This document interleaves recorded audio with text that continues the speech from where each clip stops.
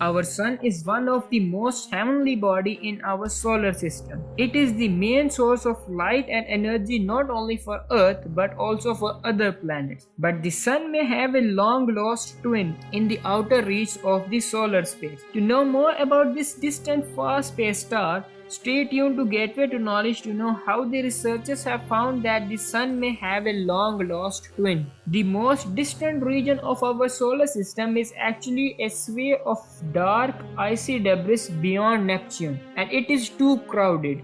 All that stuff out there beyond the reach of the ancient disk of gases doesn't match with the scientific model of how the solar system formed. But now a pair of researchers have offered a new take on this far out mystery, that how our sun has a long lost twin. They have found that two stars spent their childhood collecting the passing debris from the interstellar space and crowding the outer reach of the solar system.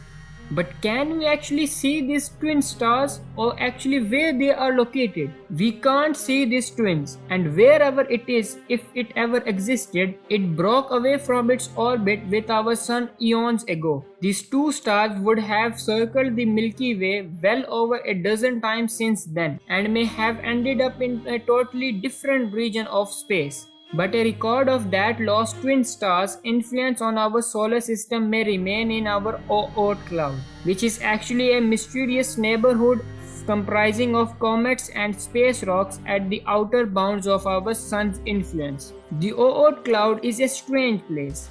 Unlike the planets and asteroids of the inner solar system, which lie on a single flat disk around the Sun, the Oort cloud forms a hollow sphere of debris encircling the solar system in every direction. As compared to the inner planets, these distant drifters experience very little of the Sun's gravity, and they could easily be nudged out of their orbits into the interstellar space. The most distant objects in that sphere are barely linked to our Sun at all, drifting along 10,000 times further away from the Sun than the Earth. Observing the Oort cloud, we are actually halfway to find one of the twin stars, and that is Alpha Centauri. If Alpha Centauri also has an Oort cloud, and if all the stars have Oort clouds, then they are all touching each other like billiard balls, and the space is filled with them. The Oort cloud of our outer solar system is less crowded with large objects as compared to the inner solar system.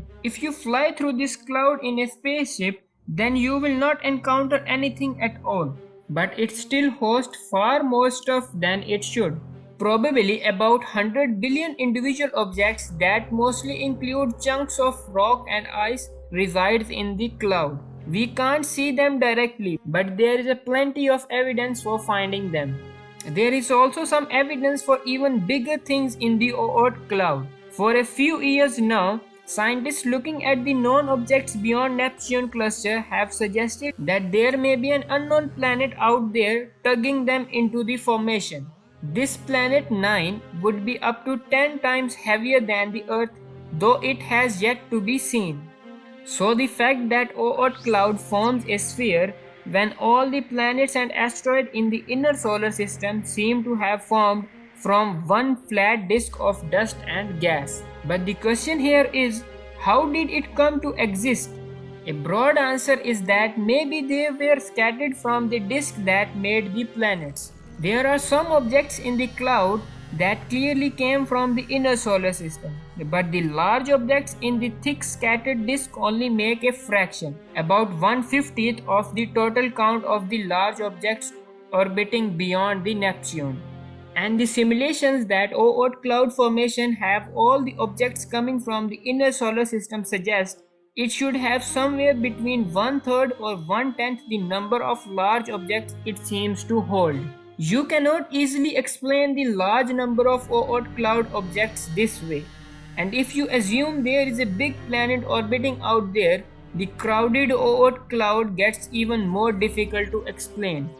In this case, the Sun may have worked together with a lost twin to capture passing objects from deep space. But what is actually the theory behind it? The theory goes like this. Astronomers already agreed that the Sun, like most stars, likely formed in a tight cluster with many other objects in a galactic pocket of dust and gas. And that stellar nursery was probably full of interstellar comets and heavier things like planets. But on its own, the sun's gravity probably wasn't strong enough to pull so many of those objects into the Oort orbits. But what if the sun and another star orbited around each other?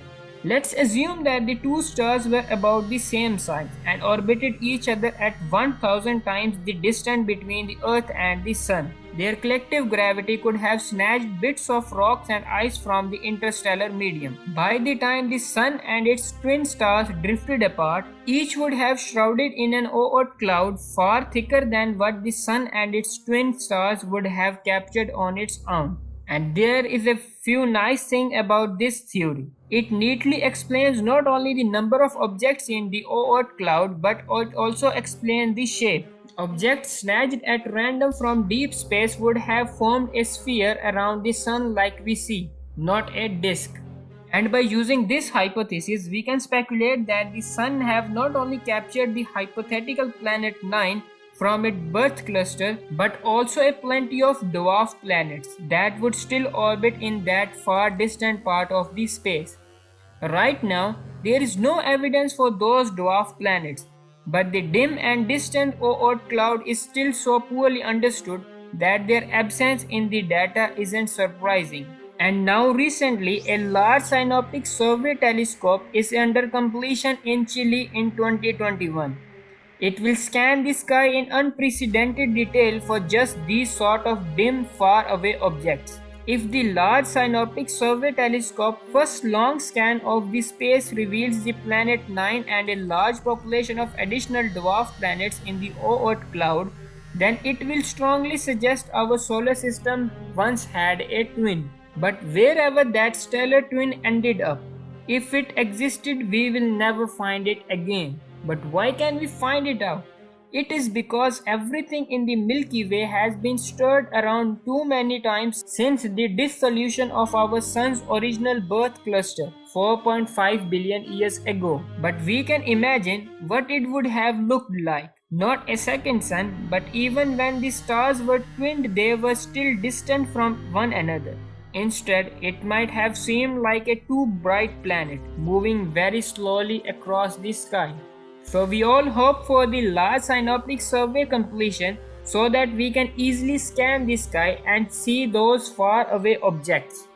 Hope you find it useful. If you did, then do like and subscribe to my channel.